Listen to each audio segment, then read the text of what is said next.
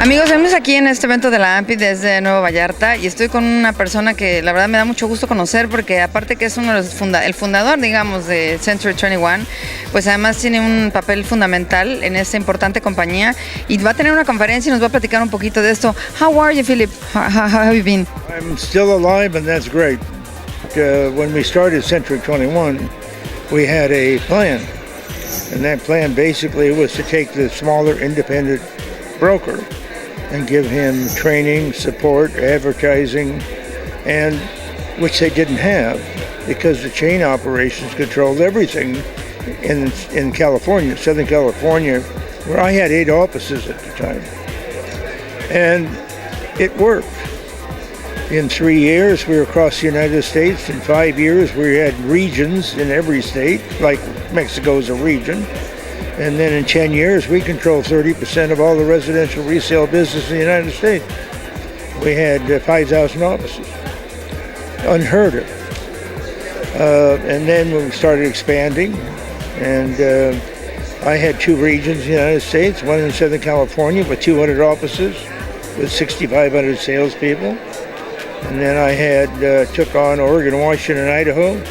And I developed 200 offices there with 3,500 salespeople. At the same time then, in 1989, I took on and bought rights to Mexico.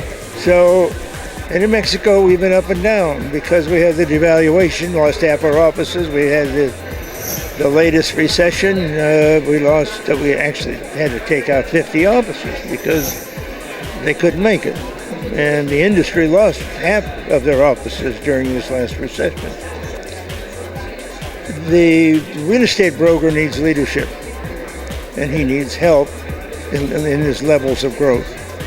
And they all come in believing that if they have 3-4 salesmen, they'll keep his office open and he'll take home everything he sells and his commission.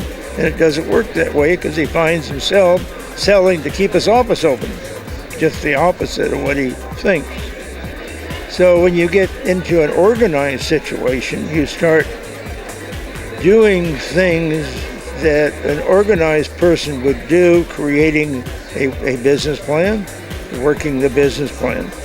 What we are able to do because of our trademark and because of our training and advertising and promotion, we're able to recruit people for the broker. And because of our advertising, we're able to get leads for listings and buyers.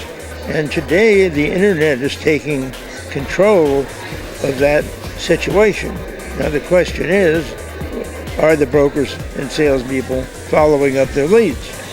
Now, that's a different subject. So, but we train that, and we work on that. And so, by brokers being able to recruit, they're able to also develop quality salespeople through our training programs and their training programs. So we show them the way, in effect, and we take them by the hand, but we're consultants to them. We don't tell them what they have to do because each office is independently owned and operated. But we've done it so many times, we know exactly how to make a successful office. It's no secret to us. It's just a matter of will that broker follow his business plan. So that's what we've done worldwide. So it's been very exciting to me because I'm involved worldwide. But I didn't know if I mentioned it, I have all South America. I was raised on a ranch, and I was working elbow to elbow with the Mexicans that came in, undocumented, and they all came for one reason, to be able to do better and feed their families. And in those days, we were 100% for them, because they were improving their lives.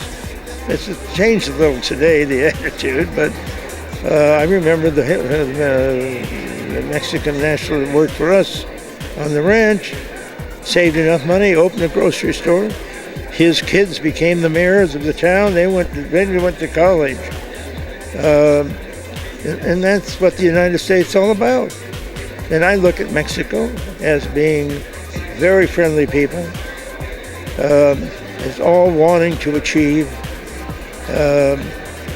in a lot of ways, not having the opportunity that they should have, or not having the foresight to be strong in their convictions as to what needs to be done in this country. And obviously, you have the narco problem. We have that. Some whole streets were shut down, and some of our officers had to leave the towns. That has hurt us. You could tell that it's safe to invest in Mexico, right?